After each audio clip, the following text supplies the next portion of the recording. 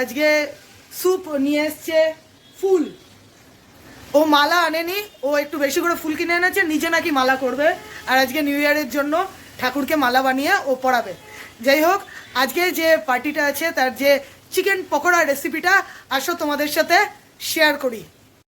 এখানে রয়েছে আদা আর রসুন, এটাকে আমি এখন পেস্ট করে নেব।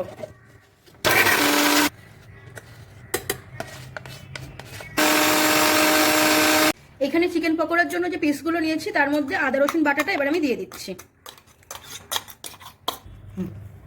এবার এই মিক্সি জারটার মধ্যেই আমি দিয়ে দিচ্ছি পেঁয়াজ। পেঁয়াজ দিয়ে এটাকেও পেস্ট করে নেব।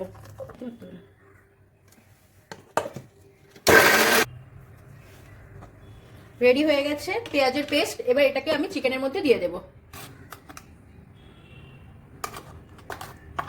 চিকেনে পড়ছে পেঁয়াজের পেস্ট। এখন আরো অনেক কিছু পড়বে, ধীরে ধীরে তোমরা দেখতে থাকো। এবার এর মধ্যে দিয়ে দিচ্ছি লেবুর রস। গোটা লেবু? হ্যাঁ, গোটা লেবু। এই লেবু তো শুশু করে দিল মাংসের মুখে। ইস, যা তা কথা বলো না তো একদম। এরপর আমি এর মধ্যে দিয়ে দিচ্ছি টেস্ট মতো সল্ট। হ্যাঁ, আর একটু দেবো।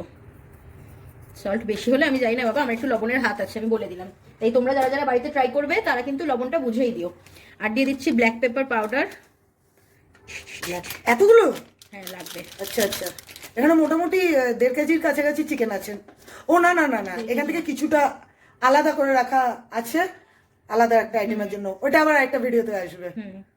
এখানে একটু আমি দিয়ে দিচ্ছি গুঁড়ো লঙ্কা, অল্প করে দিলাম না, কাশ্মীরিটা এরপরে দেবো। এটা আমি দিলাম প্লেন, মানে যেটা গুঁড়ো লঙ্কা হয় আর কি, সেটাই দিলাম ঝালের জন্য।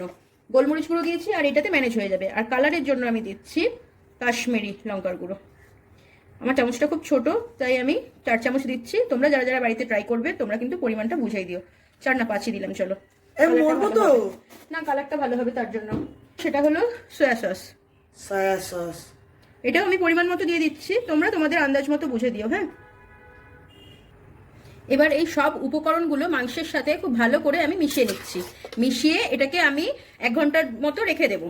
তারপরে রেখে দিয়ে যখন এটা হয়ে যাবে আর কি, তারপরে আসছি। মানে ম্যারিনেট করে? হ্যাঁ, একটু রেস্ট করতে হবে এটাকে 1 ঘন্টার জন্য। ওকে, 1 ঘন্টা হয়ে গেছে। এবার আমি এর মধ্যে দিয়ে দিচ্ছি 2 চামচ ময়দা। কর্নফ্লাওয়ার দেবে বললে যে?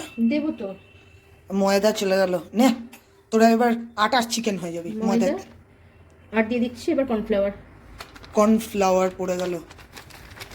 হ্যাঁ, এটা এখন মেখে নিই, ভালো করে মেখে নিয়ে এটাকে ফ্রাই করব। আর আমি ফ্রাই করার জন্য এখানে কড়াইয়ের মধ্যে সাদা তেল দিয়ে দিয়েছি গরম হওয়ার জন্য। এখানে চলছে মাখামাখি। না, তোরা ভালো করে, তোদের আজকে আমাকে পাউডার দিয়ে ভূত করা হয়, তোদের আজকে ময়দা আর কর্নফ্লাওয়ার দিয়ে ভূত করা হচ্ছে। তেলটা ভালোই গরম হয়ে গেছে। এবার আমি একটা করে পকোড়া তেলের মধ্যে দিয়ে দিচ্ছি। ওয়ে হয়ে আওয়াজ হচ্ছে কারণ চিমনিটা চলছে তো, তার জন্য একটা আওয়াজ হচ্ছে। এই মস্ত তেলে ফ্রাই হচ্ছে এই চিকেনগুলো। পকোড়া দেওয়ার একটা নিয়ম হচ্ছে, পকোড়াটা এইভাবে তেলে কিছুক্ষণ ধরে রেখে তারপরে ছাড়তে হয়, তাহলে কি হয়, নিচে লেগে যাওয়ার চান্সটা কম থাকে। আচ্ছা, ফ্রাই হচ্ছে কি একবারে কতগুলো দিলে? না, অনেক কয়টাই দিয়েছি। ওইটা দেখেছো হয়েও গেছে, ওটাকে তুলতে হবে। এই মিডিলেরটা পাল্টানো হয়েছে, এই মিডিলেরটা ওটাকে মানে উল্টানো হয়েছে, ওটা রেড কালার মোটামুটি এসে গেছে। তোমরা দেখতেই পাচ্ছ এইদিকে কালারটা এসে গেছে, তাই জন্য আমি এবার উল্টে পাল্টে ভেজে নিচ্ছি।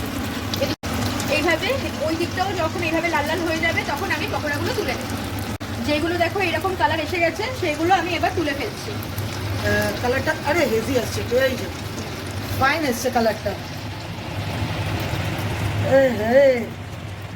এখানে টিস্যুটা নেওয়া হয়েছে যাতে তেলটা সব করে নেয়, তাই তো? হ্যাঁ, একটু হেভি আসছে বন্ধুরা, তোমরা একটু বলো তো দেখে। করো তো দেখি। সবগুলো একেবারে মাস্ট ফ্রাই করা হয়ে গেছে। না, সবগুলো হয়নি এখনো, এগুলো সবই রয়েছে। আরে তোমরা একটু বলো না গো, তোমাদেরও সেম প্রবলেম হয় কিনা বারে বারে হেভি আসা? পিটিয়ে আমার মোবাইলটাও বোধহয় গেছে। যাই হোক, এবার বুঝতে পেরেছি, সব কিছুতে হাত দেখাচ্ছে তার জন্য।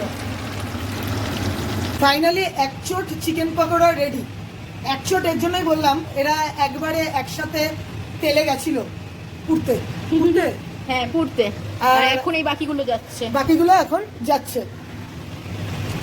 শুয়ে শুয়ে একটু টিভি দেখছিলাম আর সুপের রেডি হয়ে গেছে চিকেন পকোড়া। তোমরা পুরো রেসিপিটাই দেখতে পারলে।